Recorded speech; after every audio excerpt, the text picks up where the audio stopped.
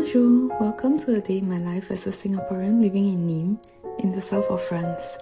I moved here a year ago to be with my fiancé. My day usually starts off with a cup of coffee, a croissant, around 10 am, one of the perks of being fun-employed. Living in the countryside is a huge change from the hustle and bustle of city life, but we are also much closer to nature. During our free time, we enjoy going out for a hike, kayaking in crystal blue waters, or finding hidden waterfalls for a refreshing swim.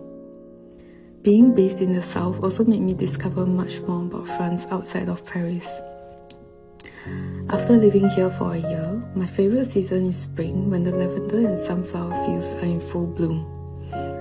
Afternoons are dedicated for my French lessons, as speaking the language is a must, since English isn't commonly spoken outside of big cities like Paris or Lyon.